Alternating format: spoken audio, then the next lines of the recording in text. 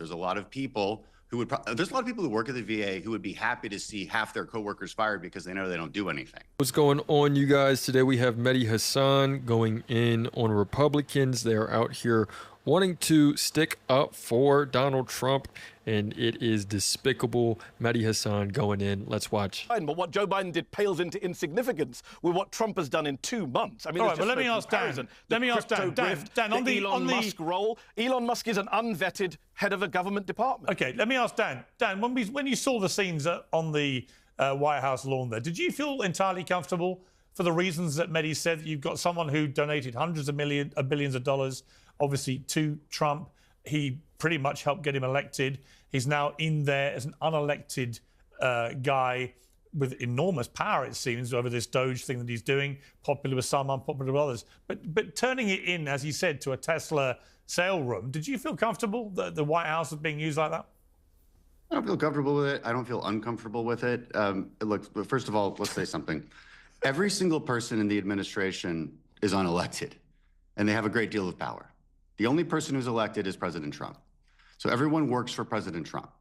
I think there's a really strange sort of villainization of Elon Musk. Oh, he has too much power. He has this. He has whatever power the president decides to give him. First of all, let's say that. Also, there's a long history and precedent for presidents bringing in their supporters to the White House. Joe Biden gives out medals of freedom or whatever those things are called to various celebrities who have helped him, to various big donors like the Soros family who have helped him.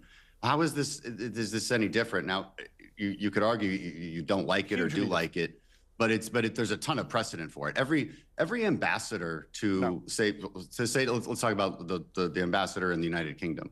It is every single time. It is not somebody who's been at State Department for a long time. It is always somebody of the president's choosing. That's who it is. It is usually someone who is friendly with the president. Does that make it corrupt? I don't know. It's not legally corrupt. But that is what happens. Okay. It's normal for every president, and you just making you for some reason see it through a different lens when Trump does the exact same things that Biden would do. Mehdi, let me ask you about Elon Musk. Biden having people at the White House. Hold on, can I respond? Well, Mehdi, but Mehdi, I would ask you this. Respond, but Mehdi, do you have intrinsically, Mehdi, do you have a problem with Elon Musk and the DOGE campaign to eradicate federal? For context, this was before Elon Musk put his line in the sand, said, look, I don't want to support this guy, Donald Trump. He's out here in the Epstein files. He's out here, wanting to ruin America with this bill, which he is currently doing. And I'm not going to say that Elon's doing this all for his own, doing it for the people whatsoever. I don't think so at all. I think there is still a lot of selfish intention. Don't get me wrong, but this was before that. This is whenever Elon and Donald Trump were still very, very close, sort of attached by the hip, you could say. Government waste, superfluous spending. Right. Did you have a problem intrinsically with the concept of what they're doing? So this keeps happening now. Dan says something and then you add something, so I can't deal with multiple things. I'm going to deal with Dan first. Dan says that this is all normal and we have precedent for it. Dan's being disingenuous. Elon Musk is running a government department. He is not vetted. He has not gone through Senate confirmation hearings like cabinet officials and ambassadors. George Soros has never led any kind of government department. If he did, Republican heads would explode. He's never run anything in government, nor is Alexander Soros. Musk is literally standing next to the president. He is telling cabinet secretaries what to do. He's attending cabinet meetings. They're going to court. Dan's not telling you this, but there's literal court cases going on right now to determine the status of Elon Musk and DOGE. And by the way, government lawyers are telling the judges he's not the head of DOGE. Donald Trump stood in front of Congress and said he is the head of DOGE. Maybe Dan can tell us today if Elon Musk, who hasn't been vetted by Congress, is the head of DOGE. What's so sad to see is members of Congress like Dan just completely abdicating their responsibilities as a co-equal branch of government and deferring to both Donald Trump and Elon Musk. That's kind of embarrassing to see. And I haven't finished my point. I didn't interrupt you. So when I finish, you can come back in. I know it's 2 against 1, so let me deal with Piers now. Piers, on DOGE itself. Yes, I have a problem. Well, we're both throwing stuff at me at the same time, so let me deal with them. Yeah, poor me. It's fine. I'm used to it. Piers is asking me about DOGE. Let me deal with DOGE. DOGE is a joke of an outfit, right? Do we all want to get rid of waste in government? Of course I do. I did a long monologue on my show about why we should deal with the Pentagon, which fails an audit every year and wastes billions and trillions of dollars, right? I want to deal with corporate welfare. I want to deal with people who, con the government. Of course we do. But that is not what DOGE is doing, right? DOGE is a joke, chaotic outfit. It claims to have found fraud, Piers, not just waste, fraud. And yet Dan gave me a lecture on precise terms. Fraud? Has anyone been charged with fraud? That's a crime. Elon Musk has found no fraud. Because if he had found fraud, people would be arrested or charged by the DOJ right now. We've seen no evidence of fraud. So that's been a lie from Musk. As for waste, you know this, Piers. You've talked about it on the show. $8 billion they claimed to have found. It was $8 million. They said they found $250 million of waste at the Social Security Administration. It was $500,000. I like how Republicans always want to downplay Elon Musk and his role with Donald Trump to where they say, oh, he's just an advisor. Like, do you not see the connection between Donald Trump? Are you going to play blind? Oh, sorry, the eye patch, I didn't mean that. But are you going to play, like, are you not going to see that Elon Musk, Jeff Bezos, Mark Zuckerberg, how they're all on Donald Trump, like they're all together, that they're all working together? Do you have to literally like you have to put your head so far in the sand to make sure that you're not seeing it's these people all conspiring together. The big beautiful bill, how it's doing nothing but like fucking over the poor people. They're going insane with the amount of coping that they're doing, saying, oh, this person still is looking out for me. Yeah, right. $665 million contract. The Wall Street Journal, that lefty bastion, has found so many mistakes and exaggerations in what they found. They've been absolutely harming the US government. They got rid of people who were looking after nuclear weapons and then tried to hire them back. They got rid of people who were trying to fight Ebola and then tried to hire them back. They got rid of people who were trying to fight bird flu and then tried to hire them back. They fired veterans at the Department of Veterans Affairs who were manning the crisis line for veterans. Dan is a veteran, served the country, should be outraged. And then they tried to hire them back too. The whole thing is a disaster and a joke. Okay, Dan. I want to say one thing about the having automakers at the White House. You know, in August of 2021, Joe Biden had a bunch of automakers celebrating electric vehicles at the White House. He left out one in particular because he's not a political ally. He left out Tesla, one of the biggest makers of EVs. So again, this stuff happens. As far as like what DOGE's role is, and then I want to get into what Congress's role is here. So the president has been very clear. Cabinet secretaries are the ones who actually fire. DOGE makes recommendations. That's how they have it set up. I realize that all of this is new, but it was what he ran on. It was what the American people wanted. We are asking questions too, right? We also want to figure it out. It's good. The courts are another co-equal branch of government that will have their complaints about it.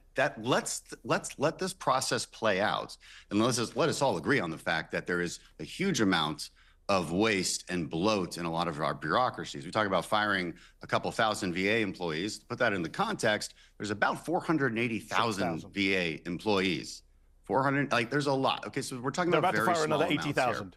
They're about to fire another 80,000. We'll see. We'll see. Look, I've used the VA in multiple cities. There is a lot of bloat. There's a lot of people who there's a lot of people who work at the VA who would be happy to see half their coworkers fired because they know they don't do anything. I've heard that from VA employees. This isn't that crazy of an idea. The sky is not falling. And then again, these secretaries still have. And I enjoy, don't fall for the framing. You know, I enjoy watching this to see how they frame the issues, but don't fall for it. This entire VA, you know, I wonder what the employees are actually doing over there. Do they even work? This and that. You can frame it that way, definitely. Or you could ask the veterans who are actually they put their lives out for this country. They've gone and fought these wars that they didn't even choose to, you know, to start in the first place. Are they receiving the benefits, right? Because to me, cutting benefits, cutting the money, going in and taking money away and firing employees, to me that will do nothing but make the benefits, make what the veterans are receiving, these people who went out here and risked their lives, right? That mostly I would say that well, it's conservatives and Democrats. They're both very much slaves to the military industrial complex, but they're sending these people and now they're cutting their benefits. They're saying, hey, look, you know, it's harder for them to get service. You know, it's terrible what's going on. The power, President Trump made that very clear just last week. So, like, we can all take a step back, realize that this is what he ran on. This is what the American people wanted. This notion of DOGE and government efficiency is indeed still popular with the American people. There are going to be problems associated with going this fast. Okay. And you're going to have to fix those problems. That's okay. Can I respond? Well, quickly, because I want to turn to other subjects, but quickly, yeah. Okay, so on DOGE, very quickly then, on the DOGE issues, I heard Dan say this before, that Elon Musk is not firing people, cabinet secretaries are. Well, that's news to cabinet secretaries because Sean Duffy at a recent cabinet blow-up called out Musk for trying to get rid of his air traffic controllers, and they had a row about it. So the transport secretary thinks Elon Musk is coming after his vital staff. Well, they're not. They're the ones who are feeling pressure from Musk. Everyone's having to bow the knee to Musk. It's funny. I wrote down this headline from CNN from last week: Republicans push Musk to let Congress vote on DOGE cuts. It's embarrassing to see Dan's party having to go cap in hand. Please, Mr. Billionaire, who's not elected to anything, please let us vote on your agenda. And as for DOGE being popular, the poll out today. As for the poll, hold on, you had your piece. Let me answer because Piers is rushing me on. The poll out today from CNN shows that the DOGE, Musk is super unpopular. He's more unpopular than Trump.